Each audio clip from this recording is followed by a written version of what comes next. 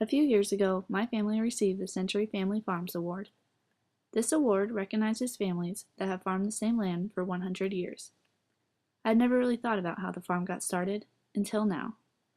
All I knew was that my grandpa passed away while my dad was in college, and after he graduated, my dad went home to work on the farm. It has been my parents' home ever since, and where my sisters and I were born and raised. I know that many family histories get lost over time, but I didn't want ours to end up that way. I thought the best way to learn about the farm's history would be to have my dad and my grandma share what they remember. You know, Chris, there's a lot of history out here on this farm. Last year or so when I was digging through those papers and found that they bought this farm in, what was it, Right. Oh, 1906? yeah, 1906. Yeah, was when they. I'm sure that's when they homesteaded, but that's when they legally had the deed to it. Yes. Right. I don't know how long that took back then to do that. And your great great grandpa, Francis, bought the place, and And as far as we heard, they I don't know if did clear back then, but they started with sheep. right, At some that's point, they started with sheep on this place, and I don't ever remember sheep, but I don't either, but I know there was sheep because your dad told me. There was a lot of history lost when your dad died because a lot wasn't talked about, and we really should, talk about that and yeah, pass that on. yeah. But there was sheep wire all around here, so That's I how we knew there know were they sheep. had Yeah, sheep, and I know there was really rough, tough times too to keep a hold of the ground, and they had sheep, and we kept the farm alive by cattle. Your dad liked to be called a rancher, yeah, not a farmer. yeah. I remember that when I met him and married him, and He loved his Angus cattle. Got Angus cattle started. right, Yeah, he did. And if you see a picture of them, they're small. yeah, they look really weird to us now Yeah, because times they have look like changed. Yeah, dwarfs. But yes, he was still selling purebred Angus bulls when we were first married, and people would come out and we would take those animals to the fair. yeah, yeah. So I that don't remember any of that. no, But that would that would have been cool. I would have enjoyed that. but So that did happen. Part of the history of this farm. So well, and then they had evidently decided at some point that they needed somehow to help the income of the farm, and that's when they started with the hogs, or had to do something different, or Uncle Raymond, who had went to college and had a job, decided he wanted to come back to the farm, oh, so they needed that and extra that was a way of him for both. buying into the farm. And so that's when we got started in with the hogs, and I guess there's been hogs on the place ever since.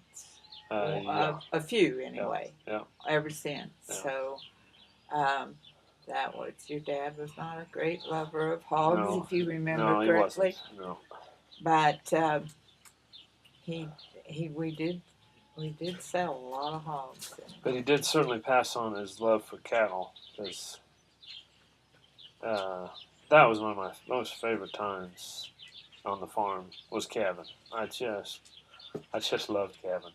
Calving season, I just loved that time. Yeah, he did But too. He loved the baby cats. yeah, yeah. But Yeah. working cattle, and I remember you even out there when we was working cattle, and when we castrated. I remember you were always Well, out there. We were all out there I throwing these calves and right. I yeah, did a lot of uh, putting the row grow brow or grow. Yeah, brow grow in the yeah, air. I got real good at doing yeah, that. yeah. So yeah, I helped. I, And then I've passed that on to my girls too. They are down there helping when we work cattle too. And we don't throw them anymore, so they don't get the hard work like we had to do. But at least they're down there and they seeing what it's like.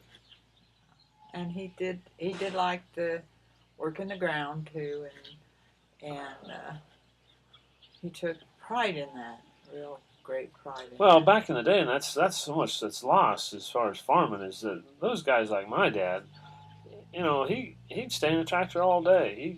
He just enjoyed doing that stuff. And anymore, they don't. That's all sprayed and stuff. But that generation back then, they loved.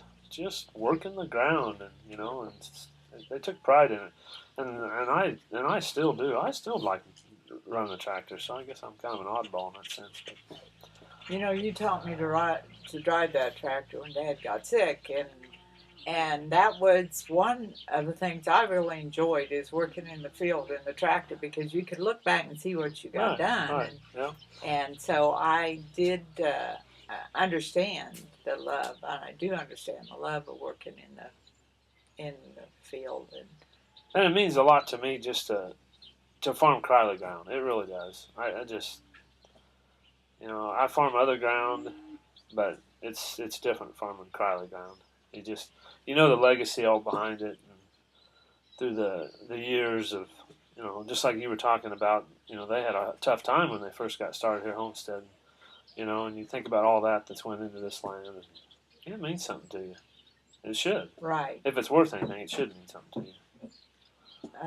And I think I've told you before, the reason they probably kept a hold of the farm was that your grandpa, Willie Criley, who you never had the pleasure to meet, Yeah. but he got a job as a pumper and thus had other income come in, so they could keep the farm. So And I've done the same thing, driving a school bus. right. Got to have a little extra to keep it going, so you can keep it going. Right, because it's not easy work, but it's well worth it, I think. Yeah.